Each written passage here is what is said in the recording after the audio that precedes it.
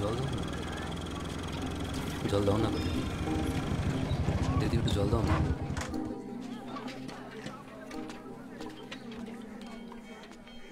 Key చాలు ఇలా ఎండలో కూర్చొని అందరిని నీళ్ళు అడిగే బదులు నువ్వు వెళ్ళి పట్టుకోవచ్చు కదా. మేము బావిని అంటరాదు కదయ్యా అని ఆ బావి చెప్పిందా?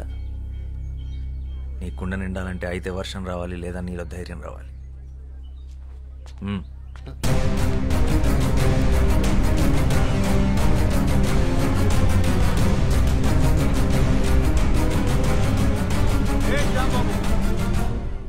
ఆడు పంచముడు, ఆడెలా బావిని ముట్టుకుంటాడు అంటే కింద జాతివాడు. నీళ్లు కూడా కిందేగా ఉన్నాయి, నేల కూడా కిందేగా ఉంది. వాడు తక్కువ కులమాడు. అయితే దాహం తక్కువ వేస్తుందా? ఏ నీటి చుక్క మీద ఏ కులం పేరు రాస్తుంది?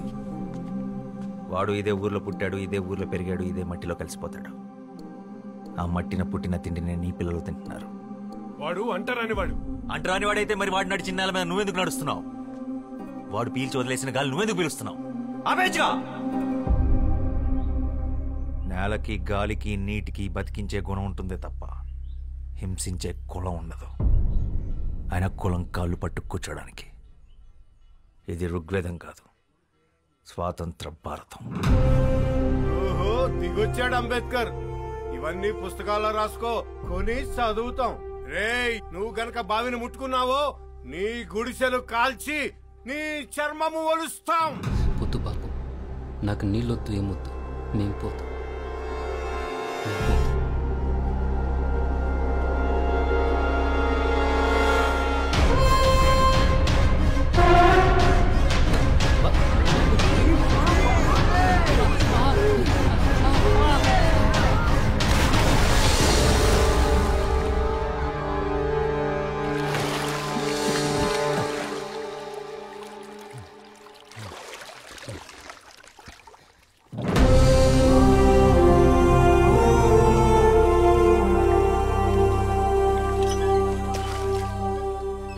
ఇప్పుడు ఈ బావి కూడా అంటరానిదే, వాడికే సొంతం. దాహం అనుకున్న వాళ్ళు తోడుకు తాగండి, కులం అనుకున్న వాళ్ళు ఎండి చావండి.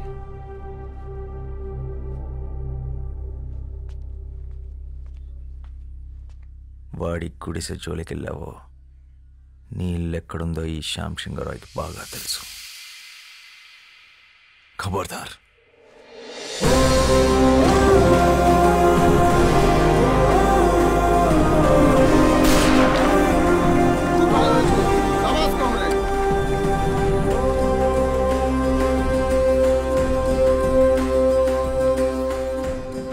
बंधु हमारे साथ आ जाओ.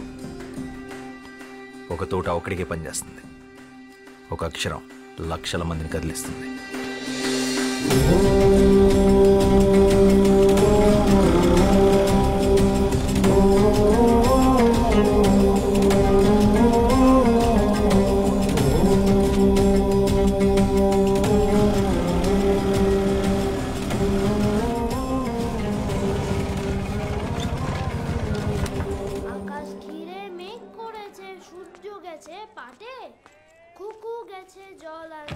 পদ্মদিঘির ঘাটে, পদ্মদিঘির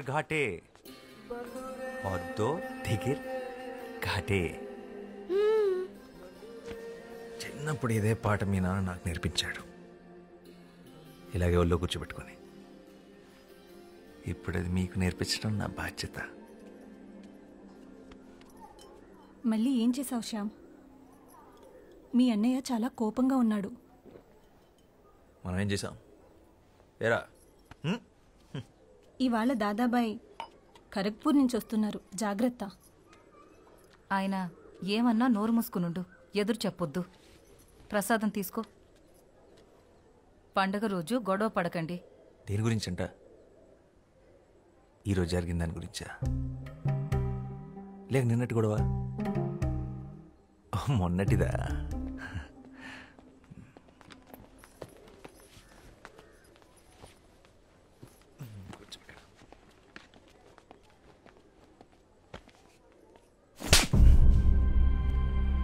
నువ్వేం చేస్తున్నావో నీకు అర్థమవుతుందా శ్యామ్? మన కుటుంబం పరువు తీస్తున్నావు. ఆ దళితుణ్ణి మంచినీళ్ళ బావిలో పడేస్తావా? పిచ్చిగాని పట్టిందా? ఇప్పుడు మనల్ని కూడా ఊరి నుంచి వెళ్ళేస్తారా? నీకు ఆ కష్టం అవసరం లేదన్నయ్య, నేనే వెళ్ళిపోతాను. మనిషిని మనిషిలా చూడలేని చోటు ఊరైతే ఏంటి, ఇల్లు అయితే ఏంటి, నేను ఉండలేను. ఓ, నువ్వు ఆ దరిద్రులతో కలిసి దేశాన్ని ఉద్ధరించు. నక్సలైట్లతో కలిసి తిరుగుతున్నావంటగా. ఆ దారి తీసుకోవాలనుకుంటే ఇక్కడికి అడవులు ఎటువైపు ఉన్నాయో నాకు బాగా తెలుసు. నా సిద్ధాంతం వేరు. నీ సిద్ధాంతాలు పుస్తకాలు మీదేసుకుని తగలబెట్టుకోవడానికి తప్ప దేనికి పనికిరావు. మనిషికి స్వార్థాన్ని మించిన సిద్ధాంతం లేదు, అది తెలుసుకో. నిజమే, స్వార్థం గొప్పదే. నీళ్లు బాగుండాలనుకోవడం నీ స్వార్థం, నా ప్రపంచం బాగుండాలనుకోవడం నా స్వార్థం.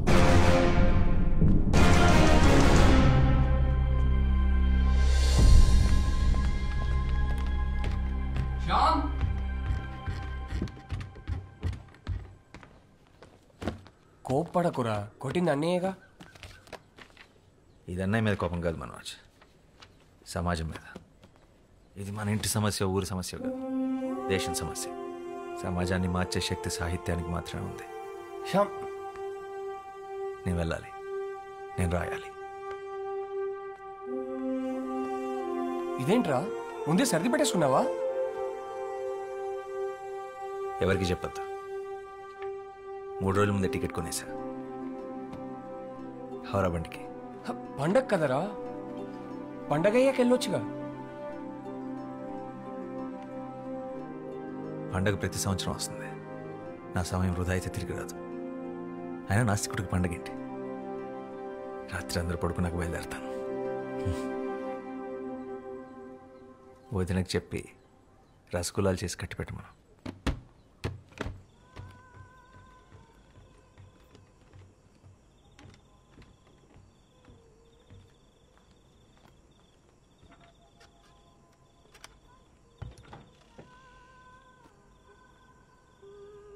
శ్యామ్,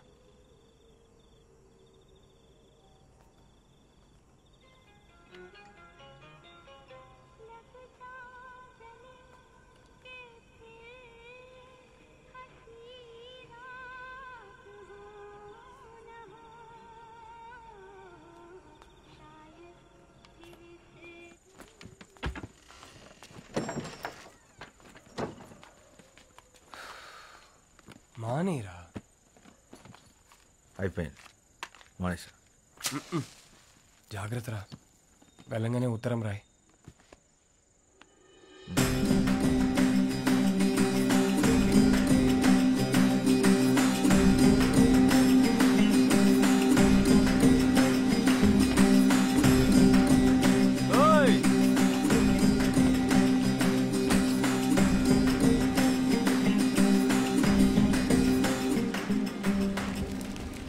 কেউ জানে মাঝি কোথায়?